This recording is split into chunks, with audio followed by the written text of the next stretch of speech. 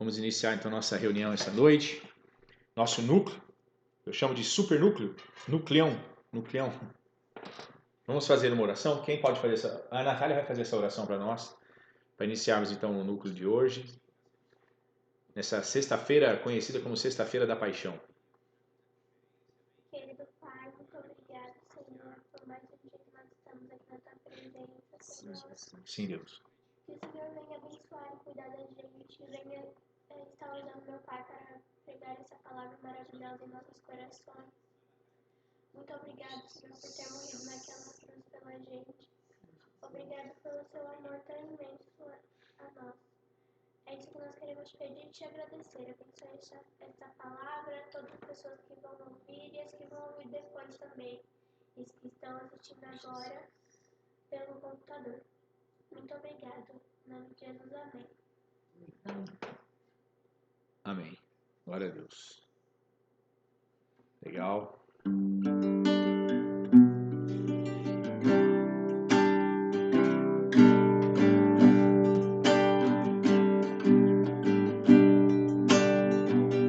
Louve a Deus, louve a Deus, e ao Senhor Jesus de quem as bênçãos vêm. Louve a Deus,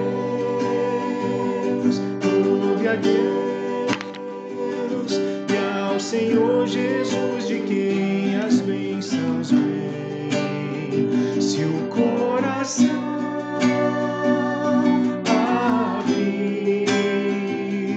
águas vivas do interior irão fluir. Se o coração abrir, águas vivas do interior irão fluir. Ao seu nome, louve então, nunca mais serás o mesmo, meu irmão.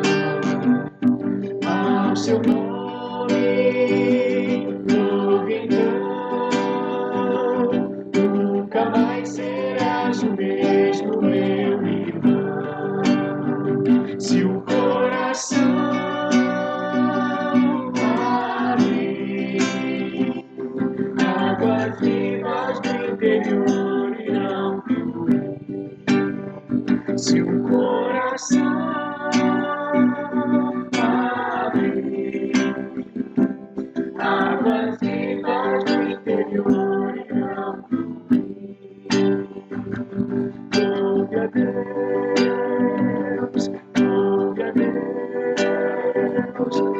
ao Senhor Jesus de quem as bênçãos vêm. Louve a Deus, aleluia, aleluia, ao Senhor Jesus de quem as bênçãos vêm. Se o coração abrir, águas vivas do interior irão fluir. Se o coração abrir, águas vivas do interior irão fluir. Louve a Deus, louve a Deus, louve a Deus.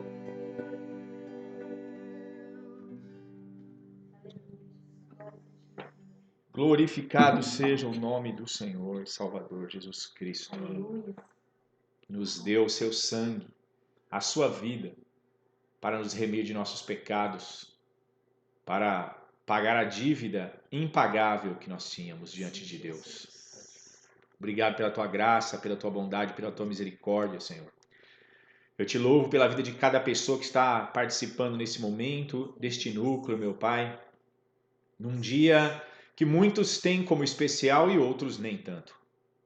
A Sexta-feira da Paixão. Sexta-feira em que Cristo foi crucificado. Isso segundo a tradição dos homens. Segundo a tua palavra, foi numa sexta-feira da qual nós não sabemos exatamente. Meu Deus, que o Senhor possa nos ministrar a tua palavra, ministrar sobre a vida de cada um, aquilo, meu Pai, que é a tua vontade, não aquilo que nós queremos ouvir. Vivemos num tempo difícil, meu Deus, onde há muita confusão, muito terror, muito medo.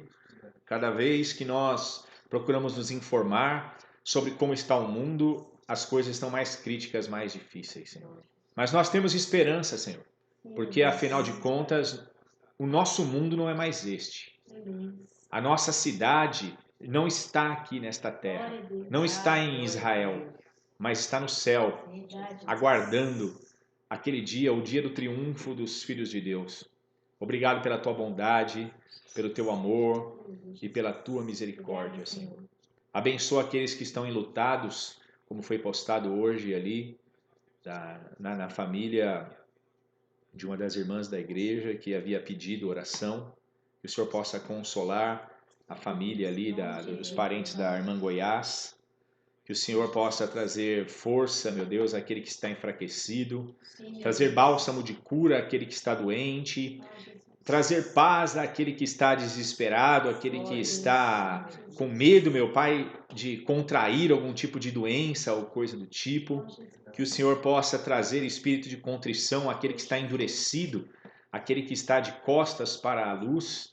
Que o Senhor possa trazer também, meu Pai, sobre a vida daqueles que estão distantes, afastados, o arrependimento verdadeiro. Que eles possam se lembrar de onde caíram, de onde saíram, o que eles experimentaram quando te conheceram, e que eles possam reconhecer, meu Pai, que não há vida longe de ti, e voltem então novamente para os teus braços, porque o Senhor é aquele que aguarda ansiosamente o retorno de cada um que está distante. Neste momento, Senhor, queremos refletir um pouco sobre a tua palavra. Neste dia, como eu já falei aqui, conhecido como Sexta-feira Santa, Sexta-feira da Paixão. No nome de Jesus nós te louvamos, ó Deus, Pai, Filho e Espírito Santo, desde agora até o tempo da eternidade. No nome de Jesus, amém. Glorificado seja o nome do Senhor.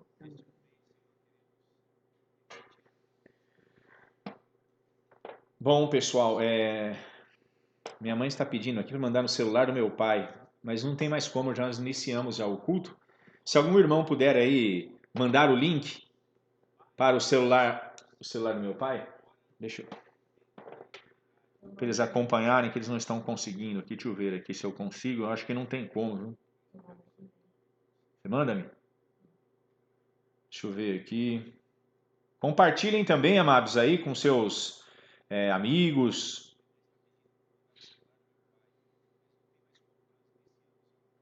Bom, glória a Deus, acho que eu consegui aqui.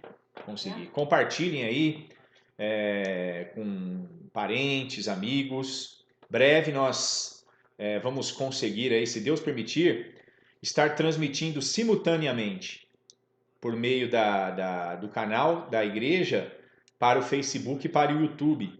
Também, se Deus permitir, se eu conseguir, né, está muito difícil criar os aplicativos, porque existem celulares que abrem, outros não funcionam.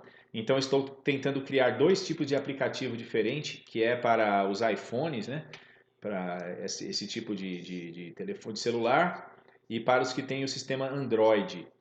Quando isso tudo estiver pronto, eu acredito que vai ficar muito melhor para que cada um aí ache rapidamente o canal, a rádio e tudo mais. Amém? Glorificado seja o nome de Jesus. Esse site que os irmãos entram aí ainda não é o site original não, tá? Ele é só por enquanto é só um portal para os irmãos estarem acessando alguma coisa. O site mesmo verdadeiro está sendo produzido, ele é um pouco mais bonitinho do que aquele ali, pode ter certeza disso. Bom, eu quero ir para a palavra de Deus, nós já oramos por ela, e eu queria, antes de tudo, que vocês abram suas Bíblias em Romanos capítulo 14, versículo 5.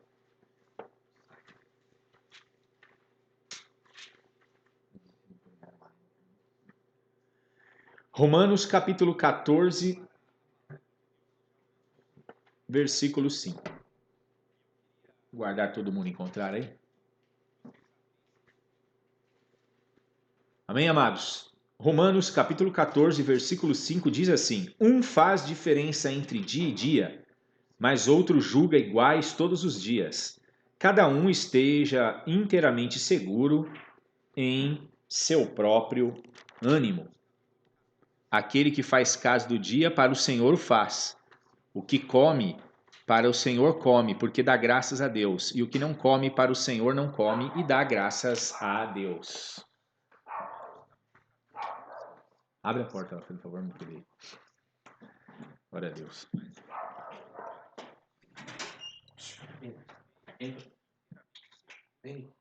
O que este versículo tem a ver, Romanos 14, 5 e 6 aqui, irmãos? O que tem a ver? Tem tudo a ver com o dia de hoje. Por quê? Porque muitas pessoas celebram a sexta-feira, normalmente em abril, que já é um prelúdio da Páscoa. Que a Páscoa não é hoje, a Páscoa é domingo.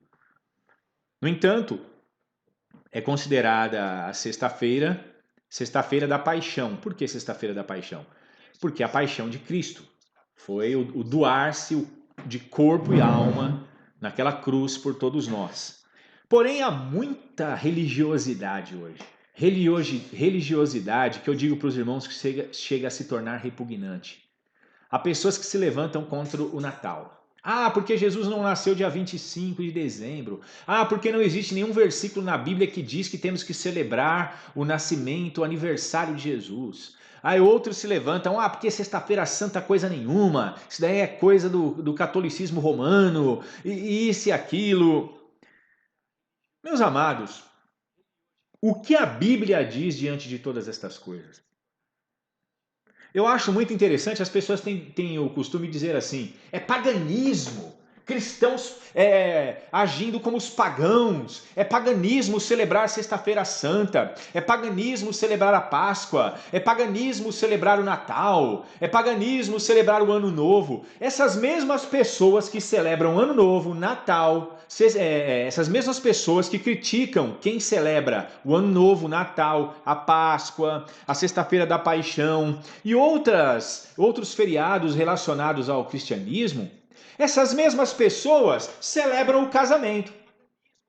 Eles casaram e eles não sabem que o casamento também é uma celebração pagã, só que aí ninguém fala nada. Só que aí eles conseguem imaginar, mas foi Deus quem criou o casamento. Sim, foi Deus quem criou o casamento. Mas aonde você vê na Bíblia que o casamento tem que ser feito como nós celebramos? Não há. É paganismo também. A Bíblia só mostra Deus criando Adão, criando Eva e dizendo para eles, olha, crescei-vos e multiplicai-vos. Só isso. Aonde que Deus falou assim, eu quero que vocês façam um casamento, que vocês orem no dia do casamento, que vocês façam festa de casamento? Não. E os próprios apóstolos, do próprio Jesus, as profecias todas fazem uma relação direta com o casamento, que é uma celebração pagã, se você for analisar. E aí, como é que fica as coisas? Tem gente que chega ao extremo, não, servir o exército é paganismo. Cantar o hino da bandeira é paganismo. Fazer o tiro de guerra é paganismo. Tudo é paganismo. Tudo é mal para quem tem a mente obscurecida. Para quem não tem a luz do Espírito. Tudo é ruim. Tudo é pecado. Tudo é maligno. Tudo é... Essas pessoas vivem numa bolha religiosa e eles não conseguem enxergar que eles estão de costas para a luz de Deus, a luz da revelação do Evangelho. E você sabe que quem está de costas para o sol, o que ele vê à sua frente? É a sua sombra. E é isso que as pessoas que só vivem criticando, porque o Natal, milhões de pessoas foram salvas na celebração do Natal. Não importa o dia que Jesus nasceu, o que importa é que Jesus nasceu. Antes de Jesus ter nascido, os anjos, nós acreditamos plenamente que anjos, profetas, homens e mulheres de Deus celebraram o nascimento de Jesus Cristo. Nós vemos anjos celebrando o dia do nascimento de Jesus. Ora, os anjos não celebraram? Glórias nas alturas e paz na terra aos homens a quem Deus quer bem. Era o nascimento do Salvador, o melhor de Todos os dias, o maior de todos os natais, foi o dia que Jesus nasceu. Então, os profetas profetizaram o nascimento de Jesus, anunciaram o nascimento de Jesus, aguardavam o nascimento de Jesus. Os salmistas, o profeta Isaías anunciou o nascimento de Jesus. Aí o nascimento de Jesus aconteceu, os anjos celebraram, glorificaram. Pessoas vieram de longe para celebrar o nascimento de Jesus Cristo, para dar honras a Ele como aqueles sábios. Aí acontece o maior de todos os casos, motivo de alegria, como os próprios anjos disseram, aí a gente não pode se alegrar, porque é religiosidade. É religiosidade você não conhecer a palavra de Deus e tentar se tornar juiz das pessoas que estão diante de você. Eu vou dizer para você, olha um exemplo. Tem cristãos que se preocupam muito com essa questão. Ah, mas porque os adventistas guardam o sábado? Olha, tem adventistas que guardam o sábado, tem batistas que guardam o sábado, tem assembleianos que guardam o sábado, tem presbiterianos que guardam o sábado. E por que eles guardam o sábado? Porque eles estão vivendo no judaísmo? Porque eles estão criando num paganismo? Não! Há pessoas que fazem caso de dias, outros não. E o que importa? Desde que a nossa consciência esteja tranquila diante daquilo que nós estamos fazendo? Será que nós pecamos quando celebramos o Natal? Hoje tem gente que já diz que é pecado até participar da ceia. Dizem que ceia do Senhor, que ceia, a Santa Ceia. Da onde está escrito Santa Ceia? Veja como a ignorância reina, mas reina no coração dos religiosos. Aqueles que nasceram de novo são livres. Eles são livres para celebrar o cântico que os anjos cantaram no dia do nascimento de Jesus. Eu pergunto para aqueles religiosos que não aceitam o nascimento do Natal e dizem que é paganismo: como você vai pregar o Evangelho se o Evangelho está nos 4 Evangelhos, Mateus, Lucas, Marcos e João? Quando você prega o Evangelho, você pula o nascimento de Jesus? Porque se você prega o nascimento de Jesus, alguma coisa está errada. A verdade é que as coisas que Jesus fez nesse mundo, todas elas devem ser celebradas. Seu nascimento, sua paixão, sua morte, sua ressurreição, seus milagres, tudo é motivo de louvor, tudo é motivo de exaltar e glorificar o Senhor. Não existe esse negócio de que não pode porque nós não sabemos a data certa, não pode porque não sei isso, não sei aquilo. Veja para vocês verem, meus irmãos, eu acabei de ler aqui em Romanos 14, versículo 5, faz diferença entre dia e dia, mas outro julga iguais todos os dias. Cada um esteja a mente seguro em seu próprio ânimo. Aquele que faz caso do dia, para o Senhor o faz. Quer dizer, eu faço caso de guardar o sábado. O outro diz assim, não, mas eu não guardo o sábado. Para mim, todos os dias é dia de guardar, é dia de adorar e louvar a Deus. Amém? Amém? Quer guardar o sábado? Guarde o sábado. Uma coisa está clara, pelo menos um dia da semana nós temos que guardar. Pelo menos um dia da semana nós temos que nos dedicar completamente à adoração, à leitura da palavra. Porque não foi Deus que disse? 6 dias trabalharás e 1 descansarás? Deus disse isso e pronto. Quando ele falou isso, nem sábado existia ainda. Nem o termo, nem nada. Era 7º dia. Agora, se o dia que você tem de descanso é na terça, é na quinta, tire este dia para adorar ao Senhor.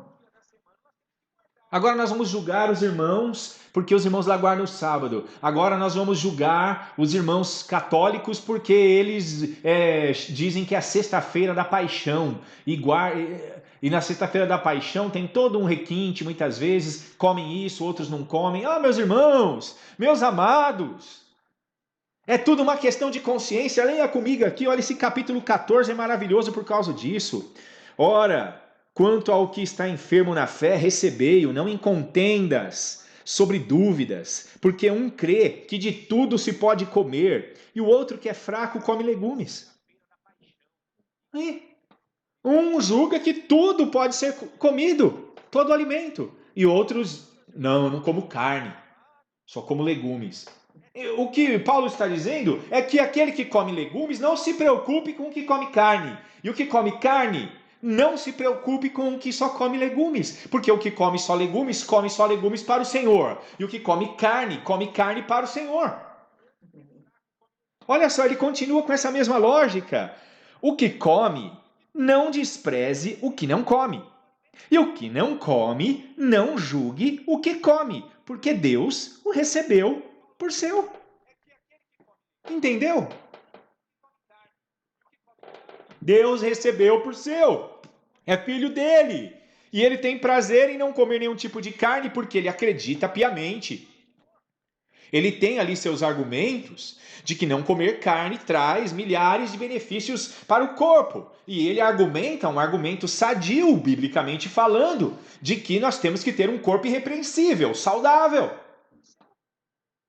Mas outros, baseados numa ciência bastante semelhante, também acreditam que a carne e outros alimentos também possuem seus nutrientes e também fazem bem para o organismo.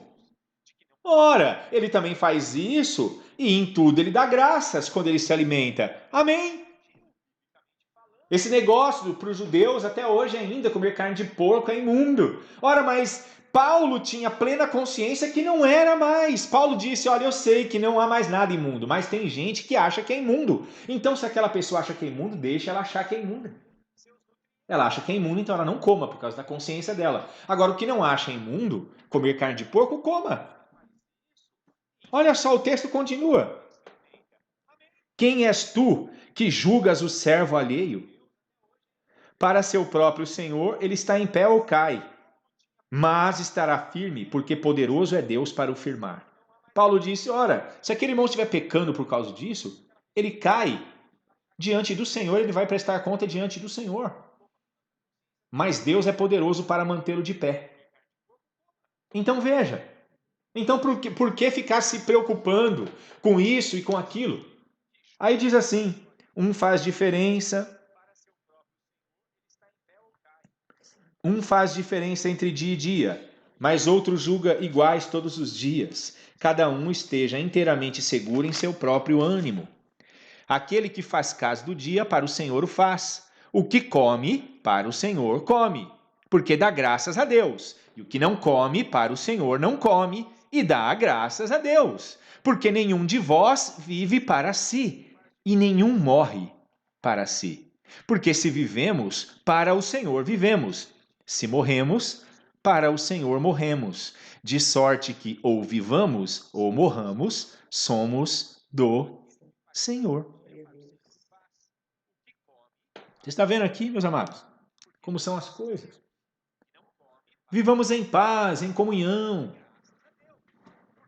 Se aquele irmão lá tem o jeito dele, ele é uma pessoa que tem uma forma específica de buscar a Deus, desde que essa forma não venha a infligir em algum mandamento direto contra Deus, impedindo que outros adorem a Deus, amém, deixa ele. Deixa ele. Tem gente que gosta de orar só de joelhos. Tem gente que lê a Bíblia só de joelhos. Tem gente que nem lê a Bíblia. Tem gente que gosta de orar em pé. Tem gente que gosta de orar sentado. Tem gente que só ora deitado. Você entende?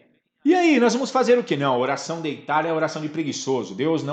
Os preguiçosos não herdarão reinos dos céus. E se o cara tiver numa cadeira de roda, se o cara estiver numa maca de hospital, num leito, ele não pode orar então. Não, o homem não pode orar quando estiver tomando banho. Na hora que ele estiver tomando banho, se acontecer o arrebatamento, ele fica. Então, como é que vai ser o negócio?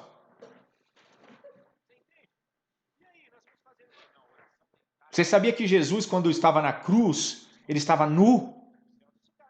Bem diferente do que nós vemos nos filmes, ou retratado por meio de imagens ou desenhos, com aquele paninho de baixo ali, estava nu. Foi uma vergonha absoluta. Os ladrões eram colocados ali explicitamente nus, para a vergonha mesmo de todos.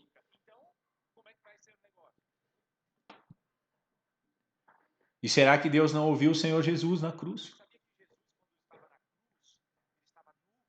Será que Adão e Eva, antes de pecarem, o Senhor não tinha comunhão com eles quando eles estavam nus?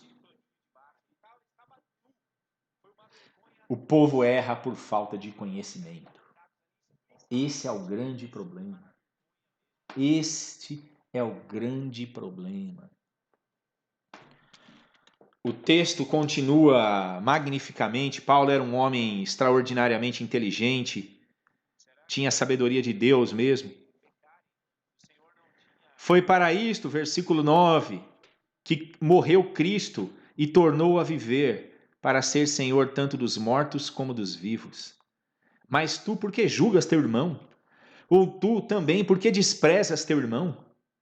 Pois todos havemos de comparecer ante o tribunal de Cristo, porque está escrito: pela minha vida, diz o Senhor, todo joelho se dobrará diante de mim e toda língua confessará a Deus, de maneira que cada um de nós dará conta de si mesmo a Deus. Assim que não nos julguemos mais uns aos outros, antes seja o vosso propósito não pôr tropeço ou escândalo ao irmão. Eu sei e estou certo no Senhor Jesus que nenhuma coisa é de si mesma imunda. Ele está falando da comida aqui de novo. A não ser para aquele que a tem por imunda. Para este é imunda. Mas, se por causa da comida se contrista seu irmão, já não andas conforme o amor. Não destruas por causa da tua comida aquele por quem Cristo morreu. Não seja, pois, blasfemado o vosso bem, porque o reino de Deus não é comida nem bebida, mas justiça e paz e alegria no Espírito Santo. Paulo era bem radical, ele disse assim, olha, parem com essa palhaçada, porque aquele lá não come, aquele lá come carne de porco, aquele ali não come, porque eu tenho que comer só legumes. Paulo disse assim, desde onde que o reino de Deus é comida ou bebida? O reino de Deus, o que Deus quer ver nos seus súditos, enquanto estivermos nesse corpo aqui, é vivermos em justiça, paz e alegria no Espírito Santo. O resto são detalhes e detalhes. Porque quem nisto serve a Cristo, agradável é a Deus e aceito aos homens. Quer dizer, quem vive na justiça, na paz e tem alegria no Espírito Santo, e este serve a Cristo de forma agradável. E ele é aprovado também pelos homens. Sigamos, pois, as coisas que servem para a paz e para a edificação de uns para com os outros. Não destruas por causa da comida a obra de Deus. É verdade que tudo é limpo, mas mal vai para o homem que come com escândalo. Veja, Paulo já foi e abriu aqui uma observação. O outro não gosta de comer? Amém. O outro come? Amém. Mas comer demais também é pecado. Aí sim Paulo diz que é pecado. Porque é glutonaria. Comer demais, você destrói seu organismo.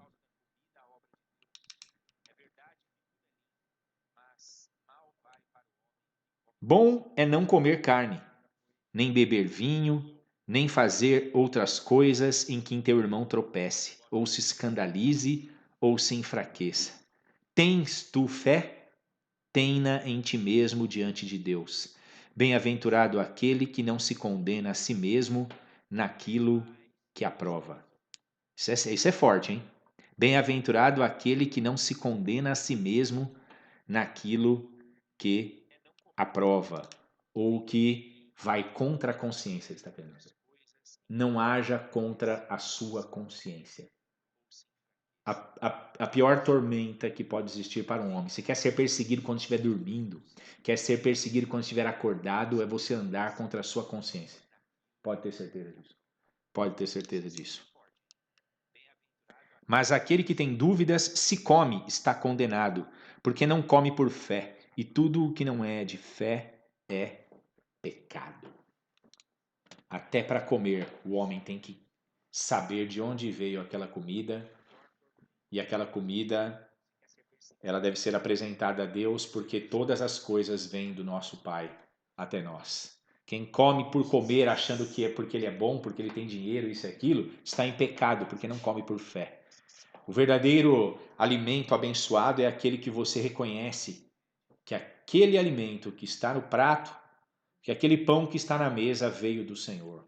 Porque a Ele Ele é o nosso pastor. É a Ele que nós temos que pedir o pão nosso de cada dia. Amém? Essa reflexão, que é a introdução. Por quê?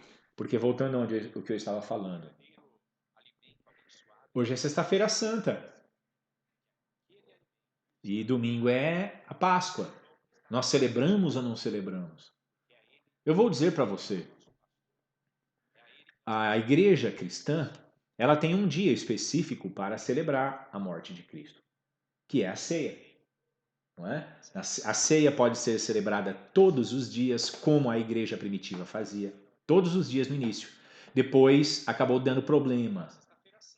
Quando Paulo vai e exorta a igreja de Coríntios, em 1 Coríntios 11, quando ele começa a ver que a igreja havia formalizado a ceia e aquilo que era puro, aquilo que era uma coisa até ingênua no início, porque participavam espontaneamente, sem formalidades nem nada, se tornou depois uma festa chamada ágape.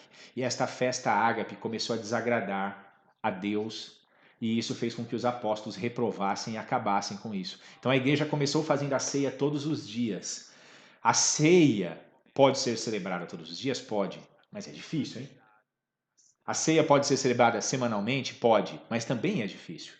Pode ser celebrada mensalmente, bimestralmente, trimestralmente, semestralmente, anualmente. A ceia é um dia onde nós celebramos a morte de Jesus. Agora, se há um dia específico como essa sexta-feira, e no Brasil é feriado, né? É que já está todo mundo de feriado, vai fazer 40 dias já, mais ou menos, né? Então ninguém mais sabe quando é feriado. Mas, se colocar um feriado, e é um feriado que nos arremete à memória daquilo que Cristo fez por nós, então por que não participar, não celebrar? Por que não fazer aquela oração mesmo sincera, gostosa diante de Deus, agradecendo mais uma vez por aquilo que o Filho dele fez? Eu quero, para concluir a reflexão de hoje, eu estou falando de vários aspectos, ir para o início daquela sexta-feira. Para quem não sabe, a sexta-feira para os judeus começava às 18 horas para nós. Então, 6 horas, que um chama da tarde ou início da noite, começava a sexta-feira.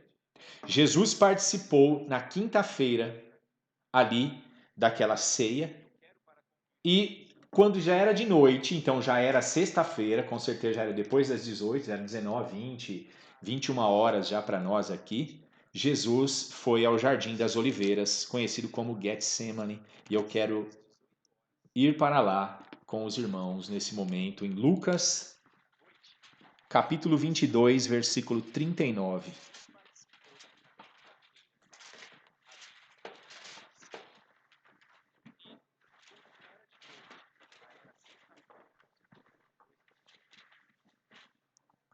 Lucas capítulo 22, versículo 39. Como foi a primeira sexta-feira da paixão? E saindo, foi como de costumava para o Monte das Oliveiras. E também os seus discípulos o seguiram. Saindo da onde? Da ceia. E quando chegou àquele lugar, disse-lhes: Orai para que não entreis em tentação. E apartou-se deles cerca de um tiro de pedra, e pondo-se de joelhos, orava, dizendo: Pai, se queres, passa de mim este cálice. Todavia não se faça a minha vontade, mas a tua. E apareceu-lhe um anjo do céu que o confortava. E posto em agonia, orava mais intensamente, e o seu suor tornou-se em grandes gotas de sangue que corriam até o chão. E levantando-se da oração, foi ter com seus discípulos e achou-os dormindo de tristeza. E disse-lhes: Por que estáis dormindo? Levantai-vos e orai, para que não entreis em tentação.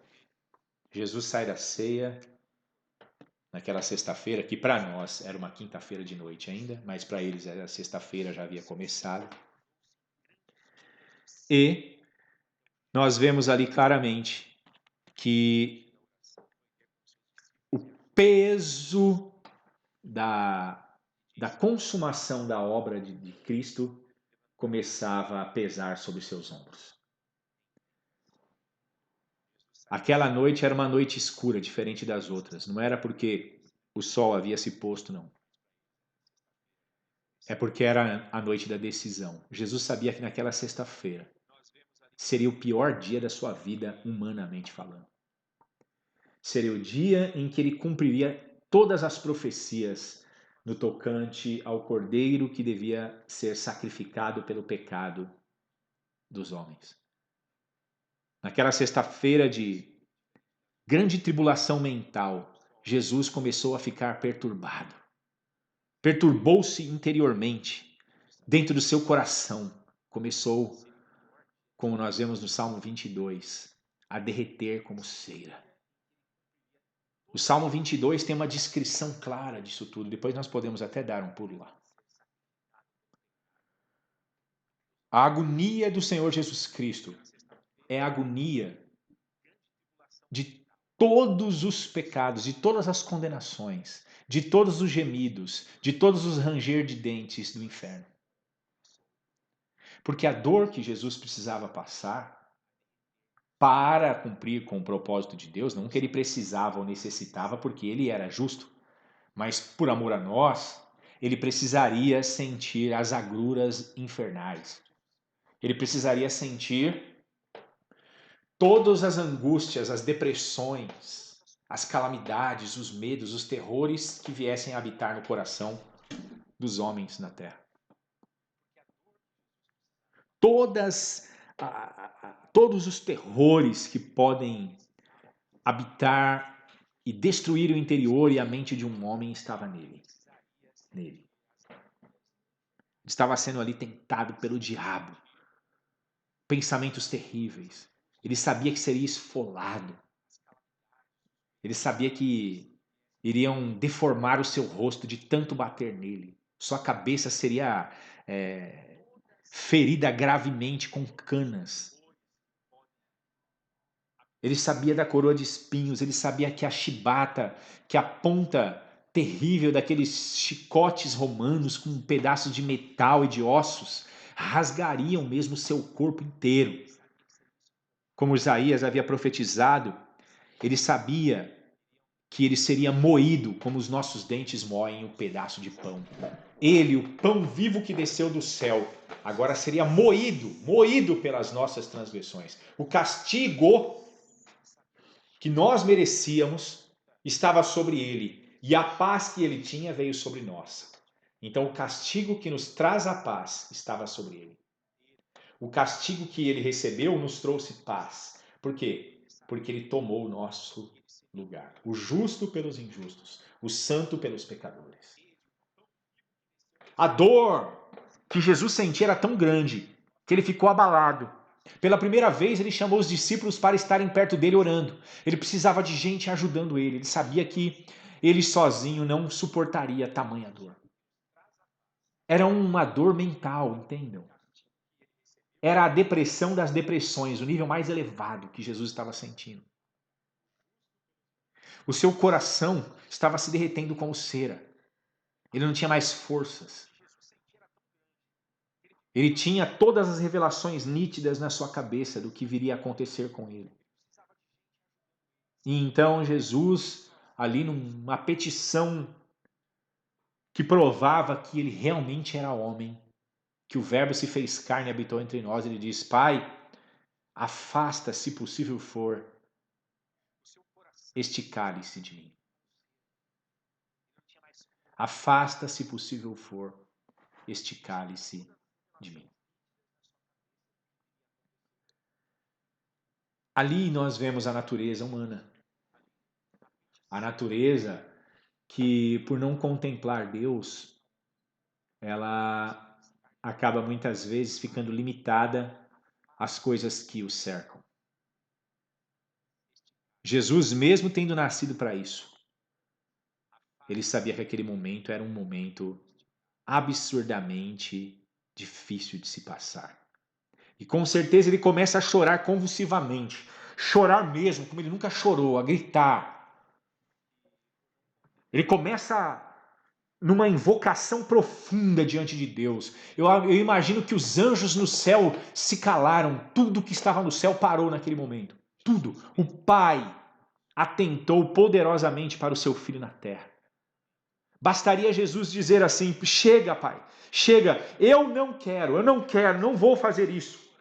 Me leva para a tua glória, e o céu todo se abriria, serafins e querubins desceriam ao céu, todos pegariam nos braços de Jesus e levariam ele para a eternidade, e os céus se tornariam como bronze para os humanos, e então o Pai destruiria a humanidade, destruiria a terra, destruiria o cosmos, e nada mais disso existiria. E Jesus viveria em paz na glória eterna e seria honrado pelos séculos dos séculos. Mas Jesus sabia que ele era a única esperança para nós. Que ele era a única esperança para os homens. Se ele fizesse a vontade dos homens, que era aquilo que ele pediu para o Pai. Entenda a oração de Jesus. Ele não estava fugindo da raia. Ele estava se colocando no lugar dos homens. Se possível, afasta de mim esse cálice. Mas veja agora a espiritualidade de um homem maduro. Mas que não seja feita a minha vontade, mas a tua. Querendo dizer, a tua vontade é sempre a melhor, Pai. Mesmo que eu me dê mal aqui no mundo. Mesmo que eu passe por dificuldades. Mesmo que eu venha a sangrar e a chorar em meio às tribulações deste mundo. Mesmo que minha vida se torne da bonança em tempestade. Mesmo que o tempo do lamento pareça não ter fim. Que seja feita a tua vontade, ó Pai, não a minha. Porque a vontade de Deus é sempre a melhor. Sempre a melhor. E a vontade do Pai era que eu e você fôssemos lavados de nossos pecados por meio do sangue sacrificial de Cristo. A cena era tão terrível que os anjos que guardavam Jesus, e tenha certeza, não eram poucos, bastaria uma palavra de Jesus e tudo que estaria ali seria fulminado. Aqueles soldadozinhos de papel, eu até chamo de soldadozinho de papel, porque, olha, alguém aqui já viu aqueles filmes que mostram os romanos, né? Os soldados romanos com aquele porte, e aí você vê aqueles soldadinhos de chumbo, que são os soldados do templo. Você já viu aqueles soldados lá do Vaticano? Com aquelas roupas coloridas, tudo? Era mais ou menos isso. Os soldados do Vaticano é só uma imitação barata, vamos dizer assim, dos soldados do templo que os fariseus, os sacerdotes tinham naquela época. Os soldados do templo, os coitadinhos, vieram prender Jesus com um pedaço de pau, vieram prender Jesus com tochas. Ainda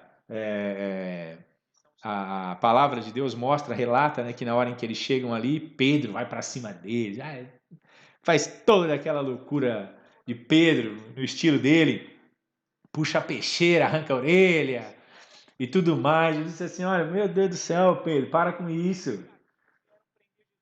Você não, olha, se eu quisesse que alguém me defendesse, eu pediria ao Pai agora, legiões de anjos, e ele as mandaria nesse momento. Meu irmão, você tem noção o que é uma legião de anjos? São cerca de 6.000 anjos.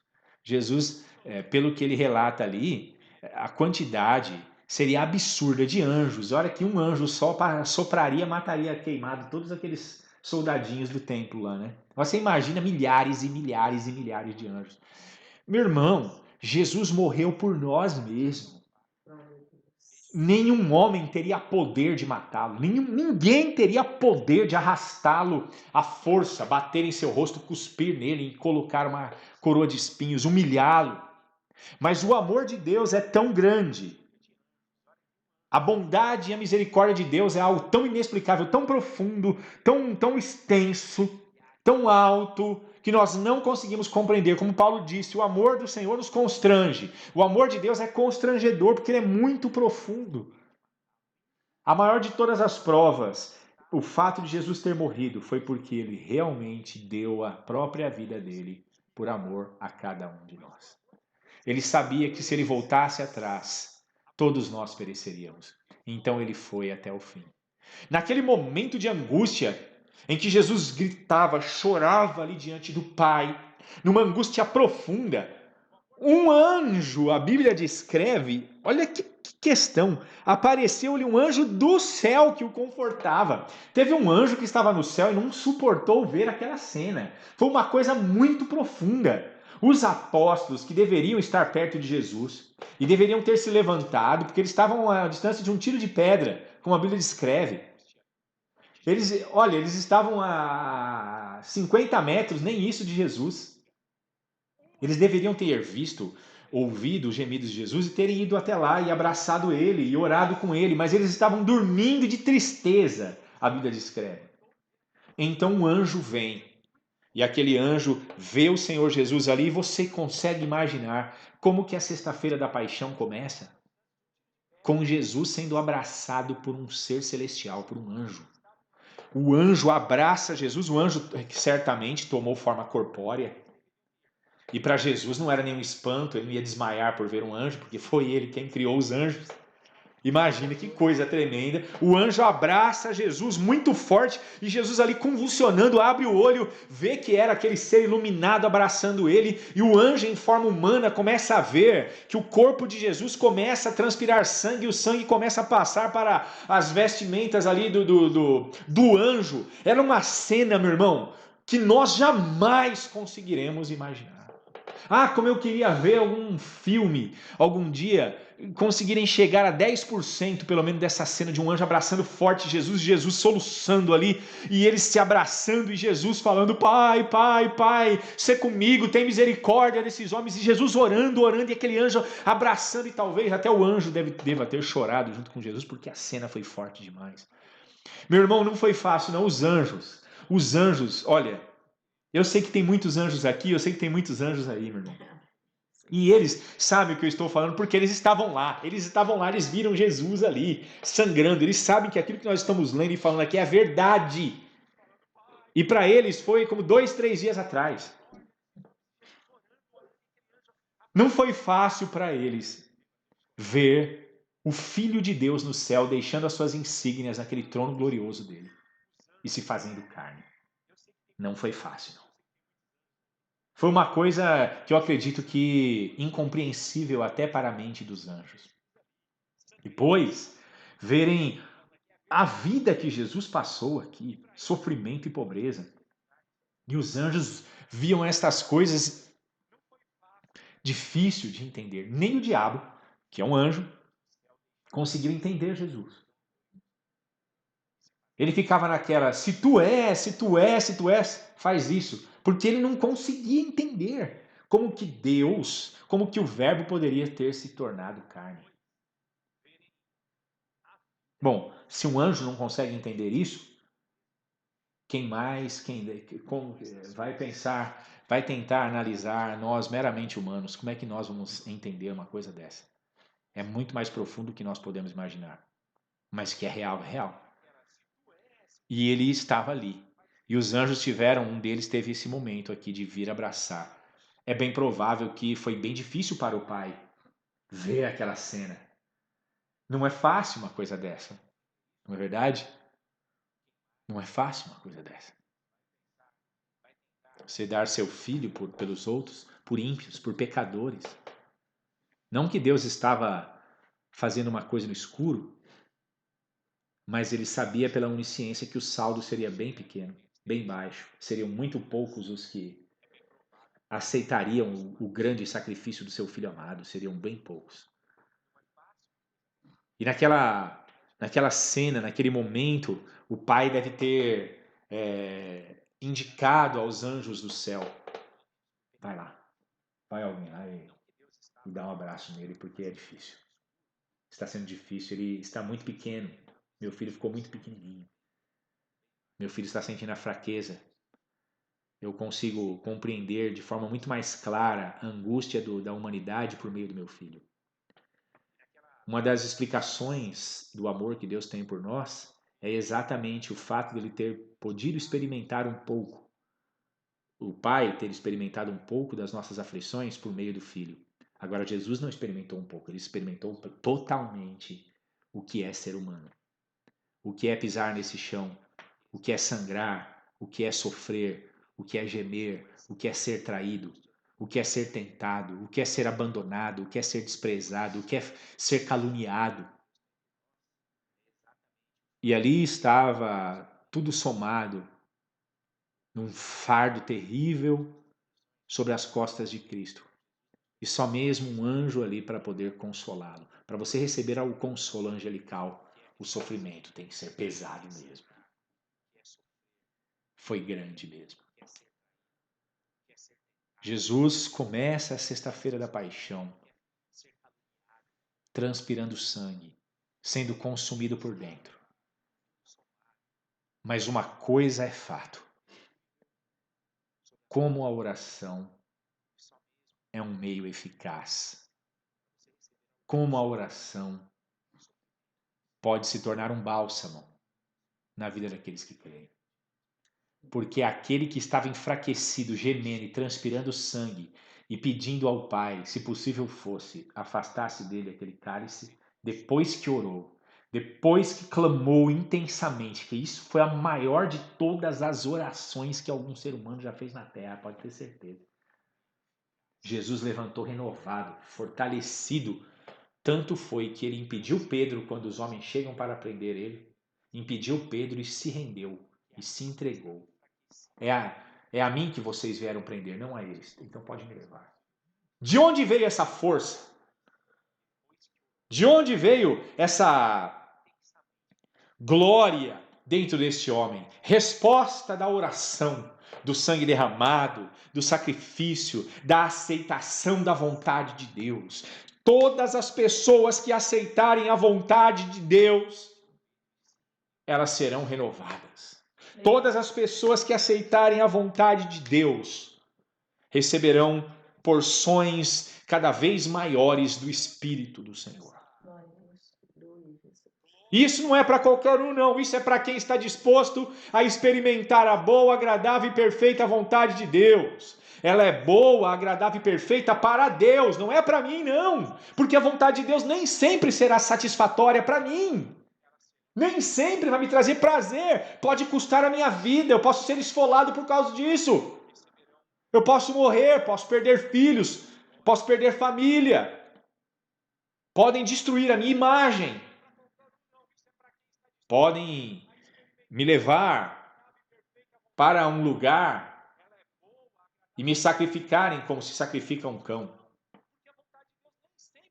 Mas desde que ela seja boa para Deus, agradável para Deus e perfeita para Deus, é isso que nós devemos viver. Então a sexta-feira da paixão deve ser para nós cristãos uma reflexão de que a vontade de Deus, ela tem de ser cumprida nas nossas vidas. Nós precisamos deixar que essa vontade se cumpra. Não podemos ser covardes e fugir dela. Por mais que ela doa, por mais que ela seja terrível, uma vez obedecida, uma vez se submetendo o homem a essa vontade, o poder de Deus virá sobre este homem. A graça de Deus virá sobre este homem. Porque este homem estará trilhando o caminho da fé e do amor sem restrições a Deus. E não é isso que eu e você queremos encontrar? Não fomos criados, feitos por Deus? Então, que nós possamos nessa sexta-feira ter esta convicção de que sexta-feira da paixão é um dia para nós refletirmos que a vontade de Deus é que deve ser feita e não a nossa. Pense nisso. Pensemos nisso. E que o amor de Deus possa trazer compreensão, revelação por meio do seu Espírito a cada um de nós. Que você tenha uma boa e maravilhosa sexta-feira da paixão, que já está quase se completando para nós hoje. No nome do Senhor Jesus. Amém? Antes de fazer mais um louvor ao Senhor, na permissão de Deus, no domingo, nós estaremos fazendo o culto. E o que eu queria fazer no domingo? Eu queria celebrar a ceia do Senhor. Você pode comprar aí uma garrafa de suco de uva, um pão, um pãozinho.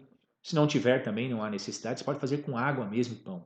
Porque eu não sei qual está sendo aí a sua situação nesse momento, se você está saindo da sua casa ou não, mas se for possível, pede ou peça para alguém que compre ali um pouco de suco de uva para você, para que você possa estar juntamente conosco. Nós vamos celebrar aqui em casa e eu espero que toda a Igreja Aliança com Cristo possa estar celebrando onde quer que ela esteja a ceia do Senhor neste próximo domingo. E aí no domingo, que é o domingo de Páscoa, uns fazem questão de dias, outros não, nós estaremos falando aqui sobre o Cordeiro de Deus que tira o pecado do mundo. Cristo, a nossa Páscoa. Amém? Glorificado seja o nome do Senhor Jesus. Eu quero fazer mais um louvor para a glória de Deus.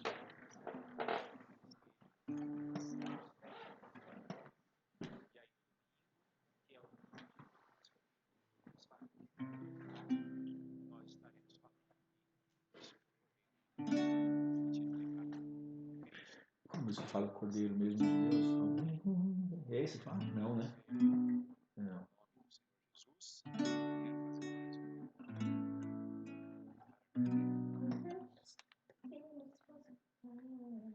Não, essa daí é única. É o único? É o único mesmo? Não, esse aí que você estava cantando é. Não, esse daí é outra Estrela da Manhã, então. É a dos pregos, não é? Não. É É um corinho. Não, é que fala que é. Bom. A gente cantou esses dias essa. Né? Então, amém. Vou cantar ela mesmo, então, vai.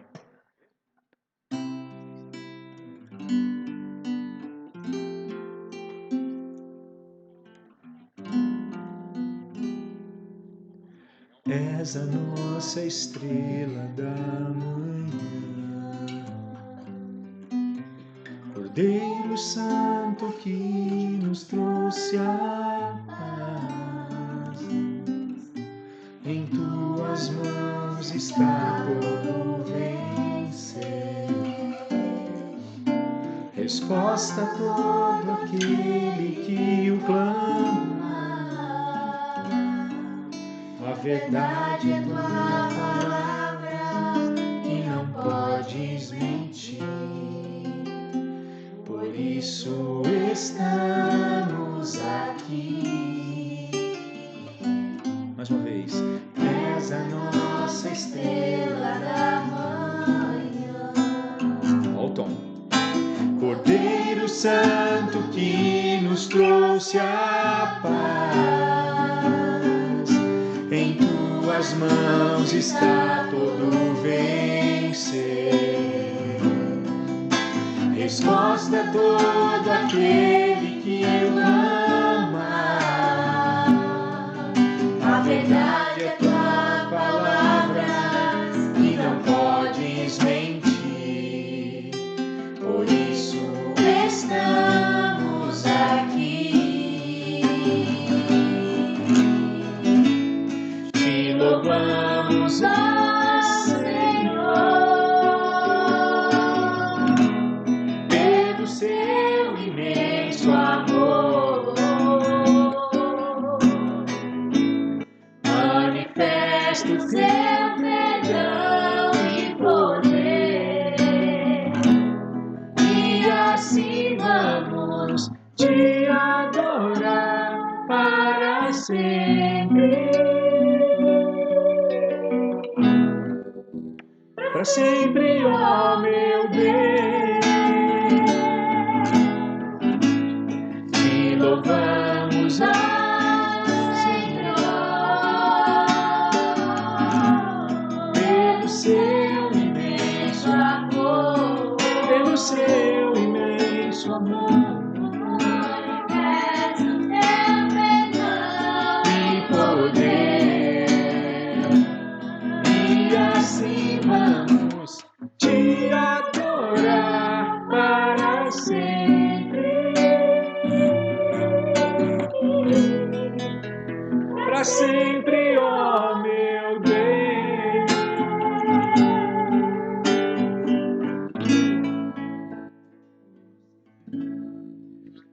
glorificado seja o nome do Senhor Jesus. Que Deus possa abençoar a todos os irmãos aí que participaram desse núcleo. Fiquem na paz, Deus abençoe. Até domingo na ceia do Senhor, se Deus permitir.